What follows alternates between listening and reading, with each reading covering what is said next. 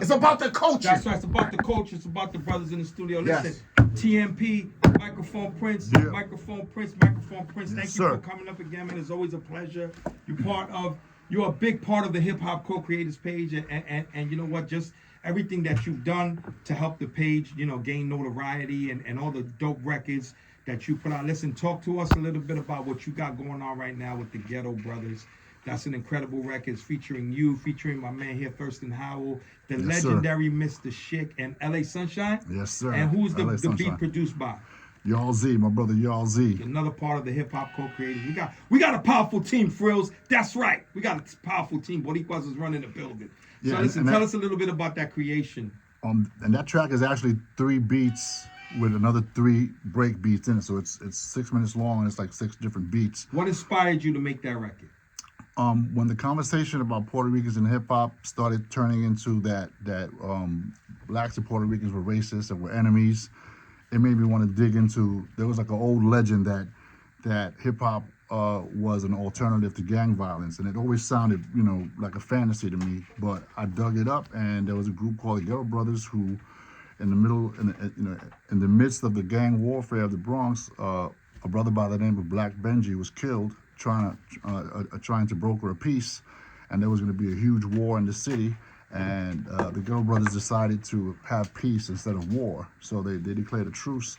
And from that truce, slowly came the beginnings of hip hop. Yeah. Because everybody was allowed to go to different neighborhoods and start bringing their equipment out. And the Ghetto Brothers used to do outside jams. So, you know, it felt important to document that. And there's for this film called The Rubble Kings. And it just so happens that just as we finished this record, they are now re-releasing it and doing screenings. So we've linked up with them, and you know, wherever the screening goes, we're gonna go with the song and we're gonna promote it. So you're the official soundtrack, basically. Yes, sir. Okay. And you know, it's about peace and unity, bro. Yeah, no, it's a great story. A lot of people do credit. A lot of people credit the Ghetto Brothers as being pioneers and early pioneers in hip hop. Because if it wasn't for the truce, if it wasn't for the gang truce, you know, people wouldn't, like he said, people wouldn't have been allowed to go to certain neighborhoods, and then they wouldn't have evolved. Also, there's a lot, you know, people don't know that group, they also became artists and started recording records, and some of those records on their own label. Yeah, you can find that. Wow. So they were not only that, they were entrepreneurs early on, right? They were artists, they were entrepreneurs, they were businessmen, they were gangsters. Listen, a lot of talent comes out of the hood. And just to be clear, they didn't initiate any of the music and the styles. Yeah.